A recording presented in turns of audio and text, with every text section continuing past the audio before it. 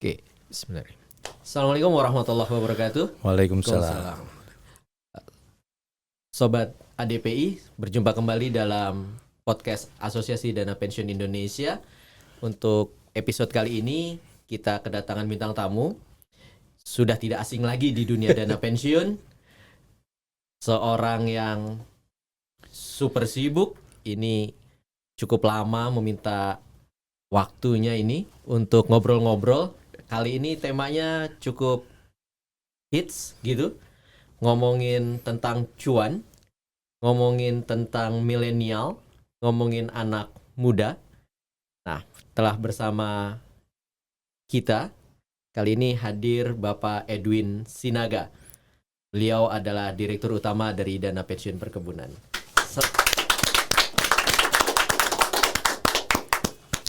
Selamat datang Pak Edwin. Makasih. Podcast Mas. ADPI. Ya.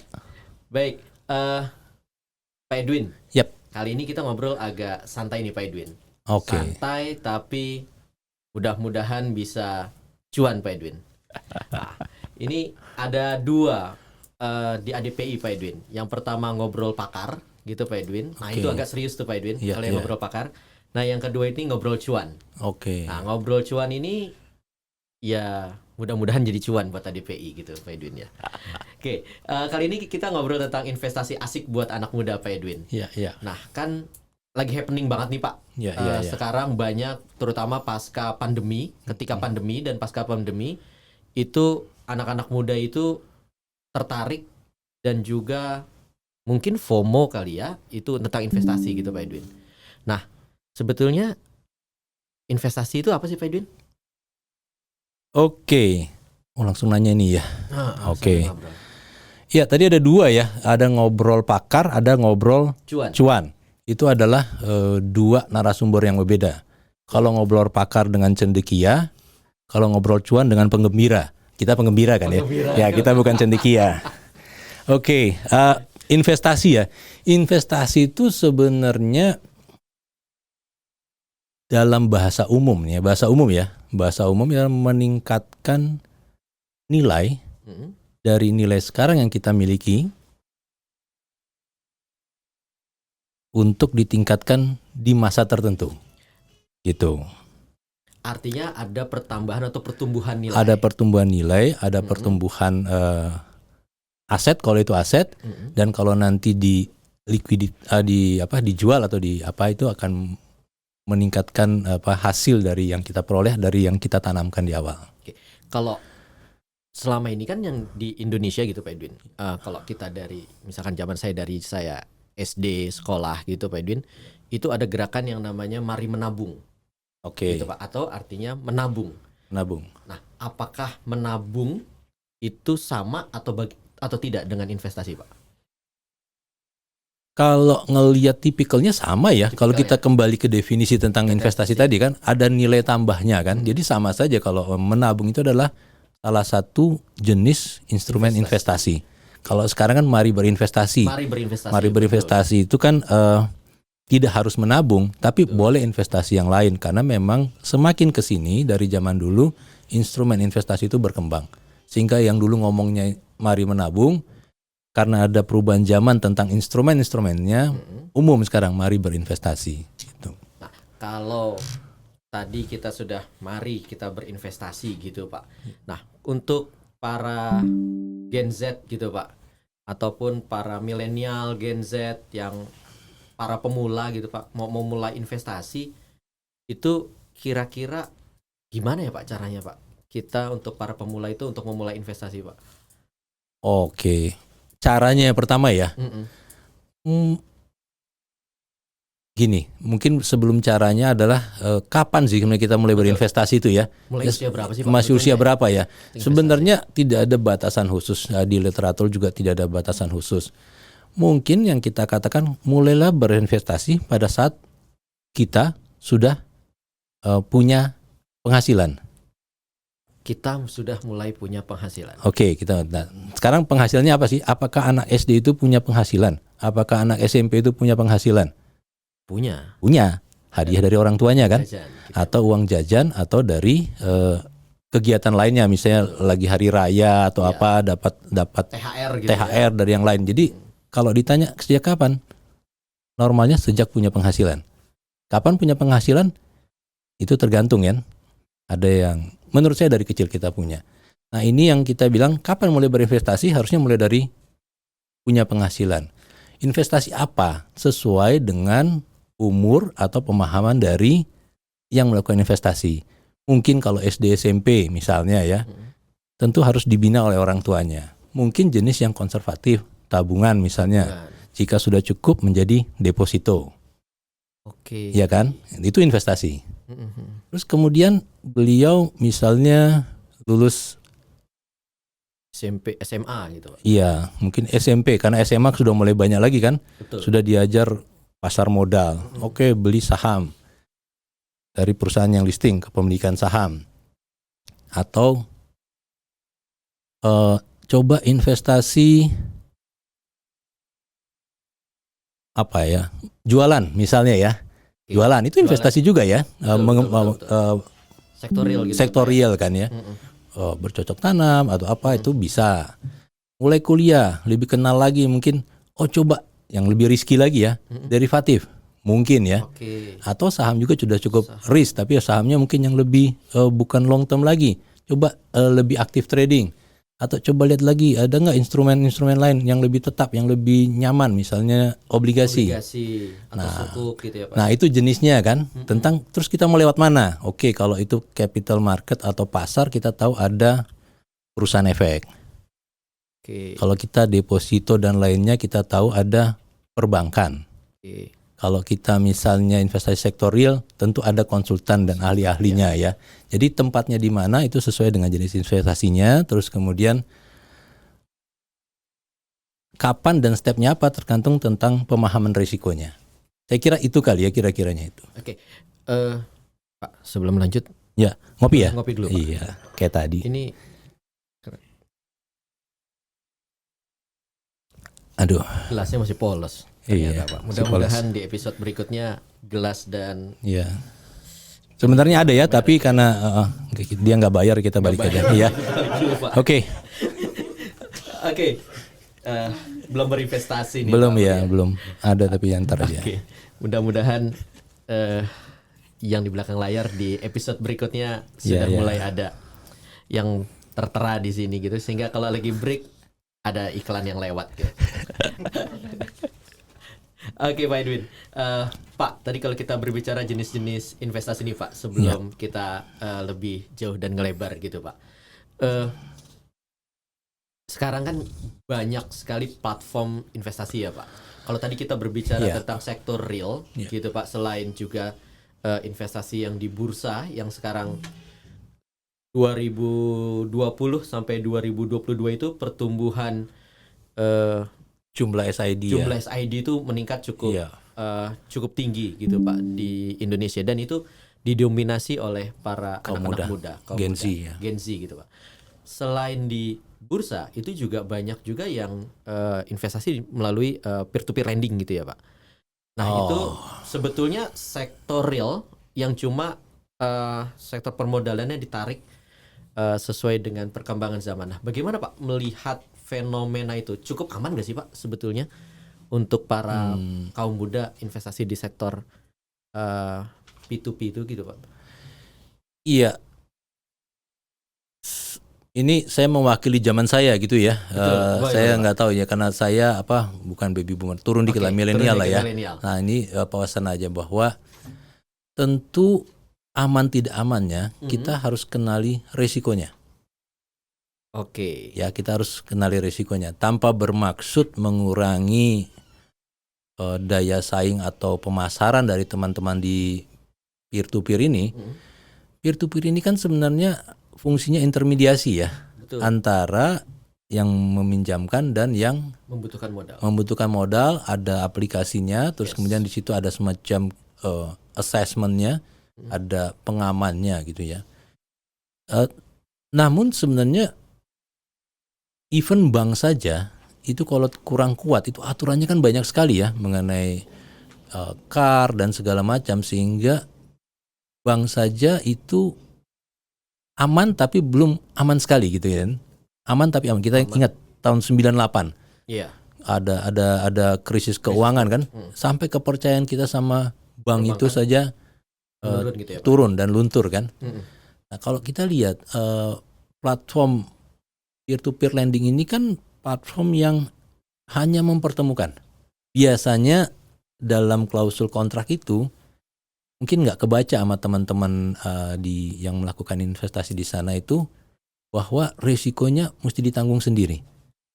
Hanya assessmentnya kan yang oleh peer-to-peer dilakukan kan. Kalau dulu saya mungkin gini, mudah-mudahan pemahaman saya tidak terlalu jauh meleset ya. Dikatakan peer-to-peer itu adalah NPL-nya 0. Betul. Ya benar, karena dia tidak menanggung resiko. Tidak menanggung resiko. Berbeda dengan bank, dia menanggung resiko kan. Betul. Jadi apakah peer-to-peer aman? Bukan NPL Yes. karakternya. Iya. Tapi kita lihat kontraknya seperti apa. Saya pribadi mengatakan peer-to-peer itu salah satu jenis investasi yang menurut saya sedikit berisiko. Lebih berisiko dari bank. Bahkan. Ya, artinya ketika kita mau menjalankan investasi, kita pahami dulu gitu ya Pak. Pahami resikonya, risiko pahami masing-masing, regulasinya. Itu. pahami regulasi dan juga memahami risiko dari masing-masing instrumen investasi. Nah, karena tadi risiko dari masing-masing instrumen investasi itu yang beragam, Ya. gitu Pak, dan juga ya high risk high return gitu ya Pak ya.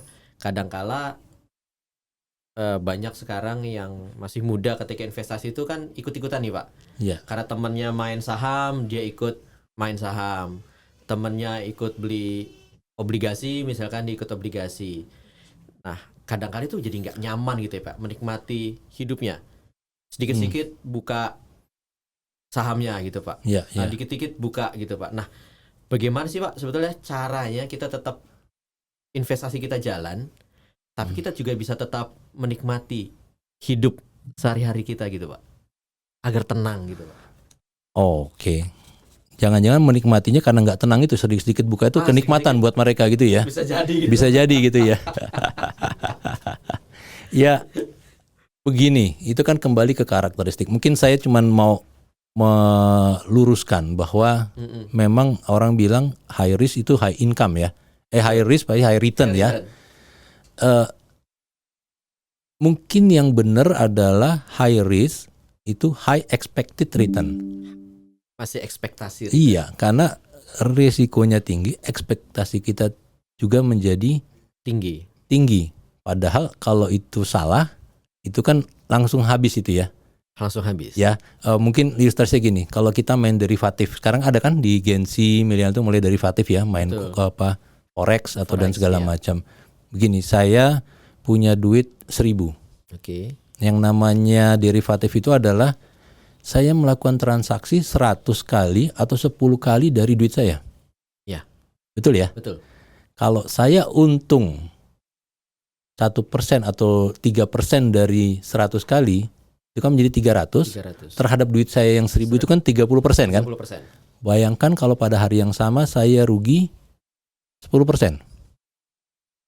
Berarti kan saya kehilangan seluruh uang saya. Iya. Ekspektasi kita 30%, risiko kita 100%. Iya. Apakah itu bijaksana? Dan itu tadi yang bikin kita sedikit sekali-sekali ngelihat kita punya gadget kan? Iya. Karena kita ketakutan tentang investasi yang kita tidak tahu risikonya seperti apa. Saran saya kalau memang masih investasi itu kita katakan investasi ya, bukan spekulasi ya. Dari tadi kita bicara investasi kan? Iya. Adalah lakukan investasi yang nyaman buat kita, yang kita tahu ini untuk tujuan kita jangka panjang dan kita pahami resikonya. Misalnya saham boleh naik turun, ya kan? Tapi saham mana yang secara kita melakukan riset dalam 5 tahun terakhir itu kita sudah hafal pola pergerakannya. Banyak kan? Banyak. Karena kita tidak dibayar kan, jadi saya jangan menyebutkan saham-sahamnya ya gitu ya. Kita tidak bayar oleh yang punya saham itu. Iya. Tapi kan sebenarnya ini aman buat kita. Pada saat naik turun, kita tahu mereka naik turun, tapi fundamentalnya bagus, dia bagi dividen tiap tahun bagus, reportnya quarterly, bulanan kita tahu bagus. Kita akan aman, kita nggak akan bolak-balik. Kalau deposito lebih aman lagi, tapi memang yieldnya lebih kecil kan. Betul. Bagaimana dengan yang lebih tidak aman lagi tadi, forex atau commodities yang sifatnya leverage itu? Nah itu menurut saya kalau kita masih dalam kategorikan ini investasi loh, bukan spekulasi, maka sebaiknya kita mengatakan itu adalah spekulasi. Spekulasi. Kalau itu spekulasi tentu treatmentnya bukan treatment investasi dong. Ya. Treatmentnya adalah kita harus tahu risikonya, kita harus tahu limitnya, kita harus tahu kita harus cut loss di mana dan jangan pikirin cut lossnya. Harus siap. Karena itu adalah high return dengan high expected return dengan kategori high risk. Ya, artinya ketika teman-teman Gen Z ini mau atau teman-teman pemula untuk investasi, Ya. benar-benar harus tahu dan belajar dulu tentang apa yang ingin dia tanamkan uangnya. Betul. Kira-kira gitu Pak Edwin. Betul. Pak, untuk kalau lihat-lihat gitu Pak, tadi Pak Edwin cerita ada yang konservatif di tabungan dan deposito gitu Pak. Lalu naik sedikit yang agak beresiko misalkan di Saham. di saham ataupun di obligasi aman ya Pak. Ya. Tetapi walaupun kalau obligasinya itu corporate ya cukup memiliki risiko juga. Atau sekarang ada juga misalkan reksadana gitu Pak dan yang lainnya. Kira-kira Pak ataupun banyak juga sekarang juga Pak investasi misalkan emas Pak. Ini juga belakangan lagi cukup happening di kalangan anak-anak muda gitu Pak. Nabung emas kalau nggak salah gitu ya. Nah kira-kira Pak untuk karakteristik di Indonesia gitu Pak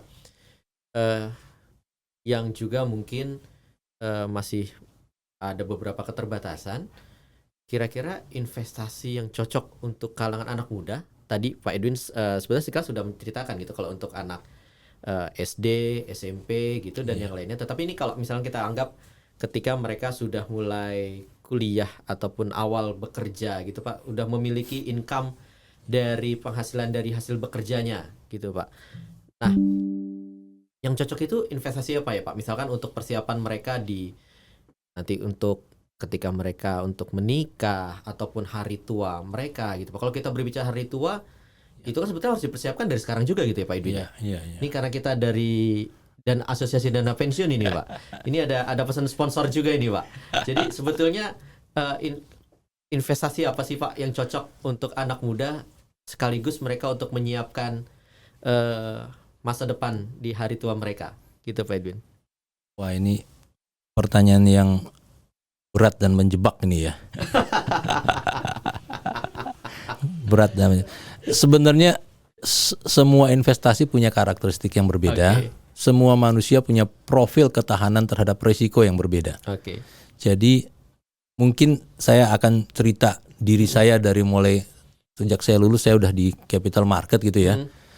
Pada saat saya masih muda, belum menikah, sampai awal-awal tahun menikah, saya banyak berinvestasi di saham. Dan saya adalah trader yang bisa pergi beli pagi jual sore gitu ya. Kadang bagus, kadang tidak bagus. Kalau bagus hasilnya tidak terhingga karena nggak pakai modal kan, beli jualnya sama gitu ya. Kadang nggak bagus karena harus jualan nggak punya duit. Tetapi di situ kan jiwa dinamis saya ada. Dan saya ada kerja di situ. Saya memang kerja di lingkungan capital market kan, sehingga saya menikmati itu. Saya belajar, tapi kemudian berubah karakternya. Begitu mulai punya keluarga, punya anak, saya menyadari bahwa itu berisiko buat saya. Aktivitas saya kurangi. Jauh saya kurangi, yang tadinya saya trader, saya menjadi investor. Saya investor yang beli, terus yang penting saya bagus, saya apalagi kerja sekarang, yang penting kalau saya bercanda sama teman-teman, yang penting belilah saham yang kalau lu tinggal lu nyaman tidurnya. Beli saham yang kalau ditinggal kita tetap nyaman tidurnya. Nah itu membuat saya lebih tenang berinvestasi walaupun tetap masih di saham kan. Ini ngomongnya masih di saham kan. Nah, sehingga beralih dari yang jadi trader menjadi investor yang bilang beli saham yang kalau saya tidur saya kerja tenang. Kayak sekarang kita lagi ngobrol-ngobrol gini kan, masih market kan? Masih market, tapi saya nggak buka-buka karena itu selesai di situ ya. Saya udah tenang, saya udah nyaman dengan tidak perlu dilihat tiap hari. Kalau sudah tidak berpenghasilan, tentu saya akan mengatakan belilah instrumen investasi yang risikonya lebih kecil lagi. Misalnya mungkin ori atau obligasi, kalau cukup banyak untuk beli ya obligasi korporasi, kita sortirasi, kita filter lagi mana yang bagus. Kalau mau kita beli SBN kalau jumlahnya cukup, tapi ada yang lebih retail lagi ya ori ya. Nah, atau tetap saham, tetapi memang saham yang punya karakteristik beda lagi, bukan kita lihat capital gain-nya, tapi kita lihat dividen yield-nya. Nah, ini kan berbeda-beda ya. Tadi kalau pertanyaannya portofolio apa sih yang paling cocok buat anak muda Gen Z gitu ya.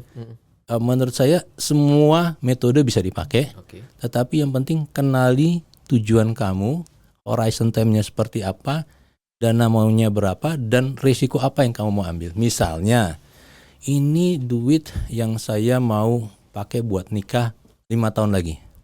Kita tahu ya, berarti horizonnya 5 tahun ya. 5 tahun. Dan tidak boleh turun. Karena turun itu berarti kerugian kan. Bisa nggak nikah gitu ya Pak? Bisa nggak nikah. Bisa nggak jadi nikah. Tentu dia bilang, oke, kalau gitu saya akan masukkan ini kepada ori. Yang bisa 5 tahun lagi dan kita ukur kan. Atau kita bilang, saya mau nikah 5 tahun lagi tapi duit saya banyak, sehingga mungkin cukup dengan dividennya saya bisa nikah. Ya belilah saham yang dividend driven. Misalnya, saya tidak akan melihat pergerakan hariannya atau tahunannya, tapi saya tahu tiap tahun saya menabung kembali dari dividen yang ada. Nah, jadi kalau investasinya apa, mungkin harusnya kita tidak akan menspesify satu portofolio ya, tapi kita akan bilang, itu kembali ke diri kamu. Kamu mau risiko yang seperti apa, duitnya buat kapan mau selesai, dan kamu mau punya toleransi risiko seperti apa. Itu. Berarti ketika kita mau mulai investasi atau ingin menempatkan dana kita untuk investasi, yang pertama kita harus tahu tujuan kita untuk apa. Tujuannya untuk apa? Iya. Ini kita investasi tujuannya mau untuk apa gitu ya Pak, dan berapa lama? Kita untuk jangka waktu. Lalu yang ketiga berarti sampai mana batas toleransi risiko yang akan kita terima. Sobat ADPI sekalian, ini makin menarik pembicaraan kita. Boleh minum dulu dong kalau. Dan makin panas ini Pak. Iya, makanya boleh minum dulu ya. Sambil ngopinya dulu Pak. Iya. Kita baru sampai halaman 1,5 ya. Ini baru 1,5 dari sekian banyak ini Pak. Iya, oke. Baik Pak Edwin, ini mungkin sebelum kita akhiri podcast kita halaman terakhir dong, salah saya. Pakai edisi kali ini gitu Pak. Iya.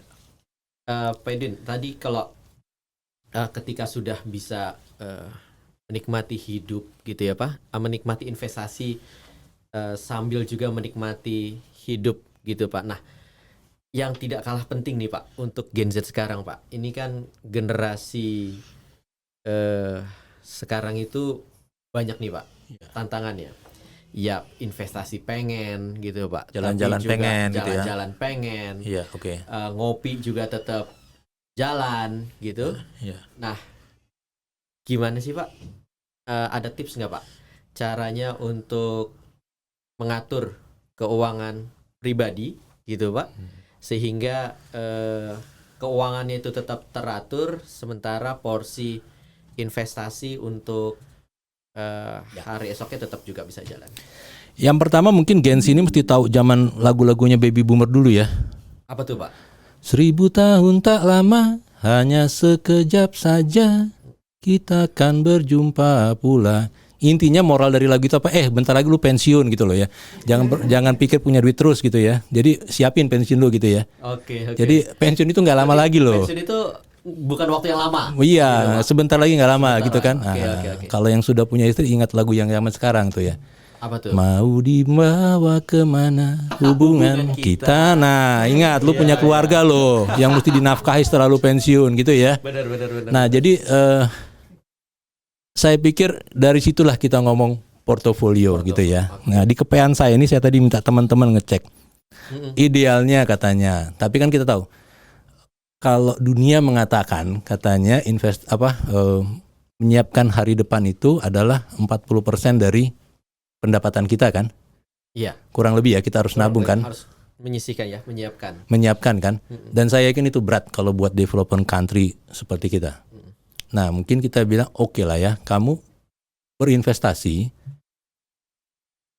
minimal 20% dari gaji. Dari sekarang. Dari gaji gitu ya. Harapannya 50% atau 75% dari keperluan kita masa depan tercapai. Katakan kalau kita kan penggembira nih ya Mas ya. Kan aja. para cendekia yang ngomong pakar tadi mengatakan idealnya 40% ya kan. Tapi karena kita penggembira cukuplah 20% dulu ya. Gitu ya. Iya, jadi kalau bisa 20%, syukur-syukur bisa meningkat. Nah, penting tadi buat saya kembali ingat bahwa Anda itu akan pensiun satu saat gitu ya. Pensiun itu nggak lama lagi kok, 1000 tahun nggak akan lama. Dan kalau yang punya keluarga, ya mau dibawa kemana hubungan kita kan, jangan sampai nanti setelah kita pensiun dan masih punya keluarga, wassalam gitu kan ya. Betul. Jadi itu yang saya pikir bangun rasa ingin menabung itu dari sebuah ketakutan masa depan. Walaupun itu jelek ya, tapi saya pikir itu satu adiam bahwa kita harus pikir loh, kita satu saat tidak punya penghasilan. Dan itu membuat kita aware bahwa oke, saya harus menyiapkan dari sekarang apa yang perlu buat masa depan. Mungkin begitu Mas. Baik, 1000 tahun tidak lama dan mau di mana, dibawa kemana hubungan kita. Iya. Ini saya pikir suatu apa ya ini Pak. Saya juga jadi bingung ini. Mau dibawa kemana ini hubungan ini, gitu ya Pak ya. Baik, pemirsa sekalian, sobat ADPI sekalian, sampai juga kita di penghujung podcast kita kali ini Pak Edwin. Ya. Mungkin sebelum kita close gitu Pak Edwin, ada Kita nyanyi bareng aja ya. Ya. Kita nyanyi bareng ya. Nyanyi apa nih Pak? 1000 tahun tak lama, hanya sekejap saja kita akan berjumpa pula. Ingat teman-teman, satu saat kamu akan masuk ke usia pensiun. Oke, karena kita akan masuk ke dalam usia pensiun, maka siapkanlah Ya. Amunisi kita, persiapkanlah masa depan kita, Betul. bekal kita, Ya. gitu ya Pak. Ketika kita nanti memasuki usia pensiun, sedini mungkin. Sedini gitu ya, mungkin Pak. ya. Jadi menyiapkan masa depan yang bekal kita pensiun itu bukan ketika kita sudah bekerja, tetapi Sejak punya penghasilan. semenjak kita punya penghasilan. Ya. Mungkin itu Sobat ADPI sekalian, pemirsa sekalian, sekali lagi terima kasih banyak Terima kasih. Pak Edwin atas waktunya, dan mudah-mudahan ngobrol-ngobrol kita pada kali ini bisa bermanfaat, dan sampai jumpa kembali di podcast ADPI berikutnya. Terima kasih, saya Faisal Ridwan. Assalamualaikum warahmatullahi wabarakatuh. Waalaikumsalam.